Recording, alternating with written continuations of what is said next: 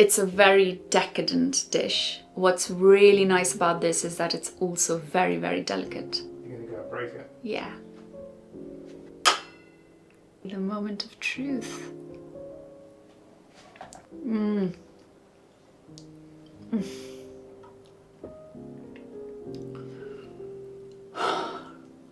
I think the silence says it all.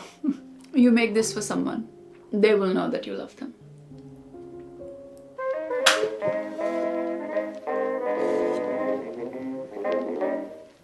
Today I'm making a really beautiful slow-cooked dessert. It's called Rabri. Rubbery. It's Rabri. Let's not even get there because I don't think you will be able to say it. It's a really beautiful, slow-cooked, very delicate dessert with layers of cream. We add cardamom and saffron to it. You can be very creative with how you eat rabri. Tonight, I had this really nice idea that I will serve it with strawberries. So I took my inspiration from strawberries and cream. East meets the West.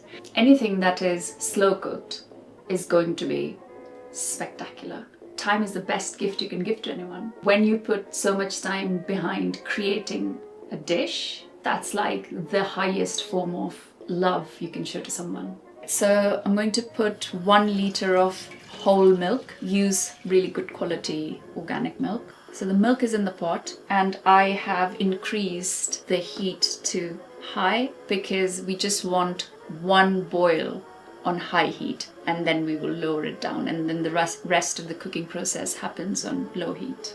And until that happens, I will prepare my cardamom and my saffron. Saffron. Saffron is the English name. In India we call it saffron. A dessert like this really is all about your personal preference. If you like very cardamomy things, then add more cardamom, or maybe your cardamom is not strong enough. I've got really potent cardamom, so I'm only going to use 3. You've got to be very artful when you're using spices like cardamom because they are very, very aromatic. So don't use too much. I am adding 3 cardamoms. Feel free to experiment how much you want. So you definitely need whole milk for this. If you use semi-skimmed milk or skimmed milk, you won't get the cream. Once it boils up, I will then simmer it down to the lowest heat. And that's when our slow cooking starts. I will now infuse the cardamom. Very fragrant. Adding sugar now. I'm using brown sugar to give it more kind of like depth of flavor.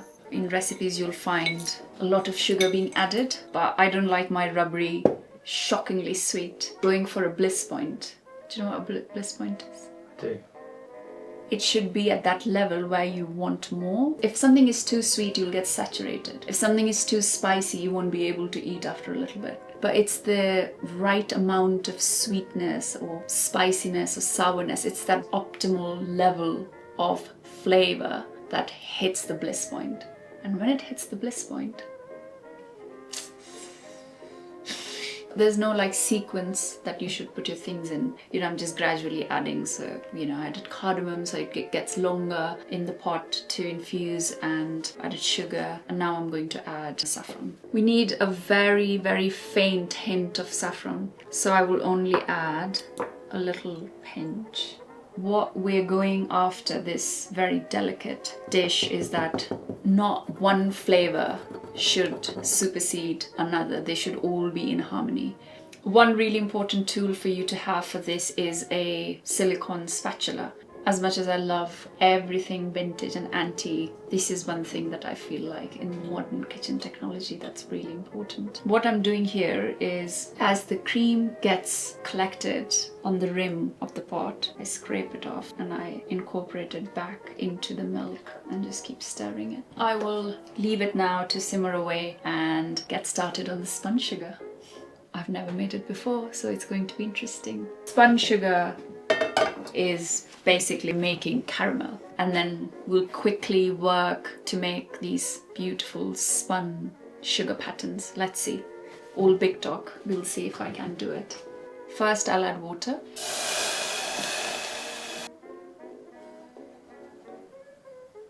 So I'm just stirring the sugar in very gently, and once it's dissolved, then we won't touch it. On the other pot, you can see that the cream is also kind of forming on the top, and that's exactly what you want as well. So any cream that deposits in the pot, you stir it back in. It's these layers of cream that will give Rabri its true texture. I love how both of these dishes are almost like breathing, very like slowly just humming away. I think this is done. This can go horribly wrong because I've never done this before.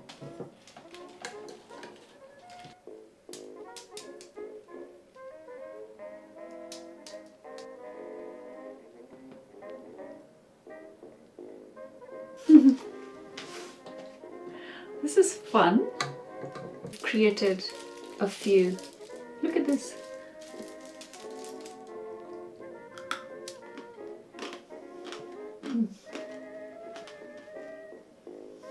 Sweet. Look at this. This looks pretty magical actually. The milk is now reduced very nicely and it has thickened. You know, the milk had nearly filled the pot and now it's almost at the bottom. I'll just stir the last layer of cream in and I'll let it cool. This will thicken even more when we let it cool down.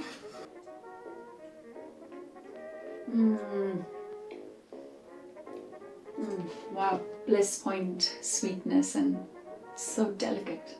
I love it. Okay, I'll let it cool down now. Rabri is ready. So this is now cooled down. You can also refrigerate it if you want. I mean, it would be really nice.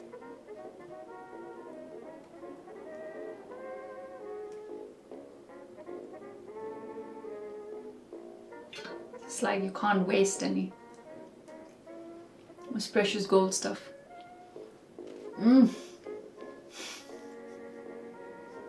you please not film it?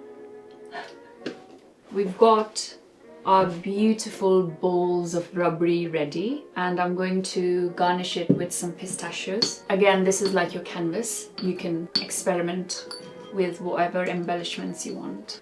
And I've got some dried cornflower petals, which I think will give it a really nice color pop. A few rose petals, just for that floral fragrance. So I'll take this one.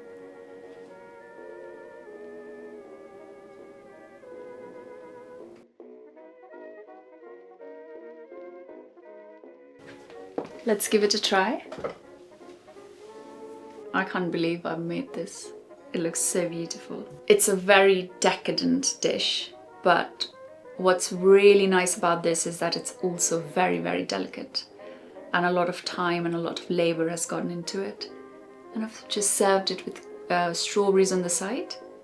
As I said, I took inspiration from strawberries and cream and this nice lattice of spun sugar. Okay, the moment of truth.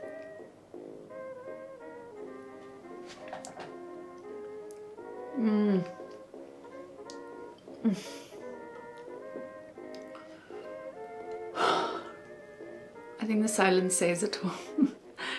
It is deeply satisfying. It is the right amount of sweetness and these delicate layers of the cream are just unbelievable. It's almost like eating a cloud.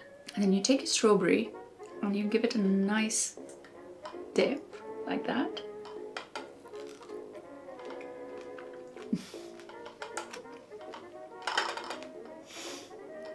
Final thoughts on Rabri? Final thoughts on Rabri are, shut up and eat.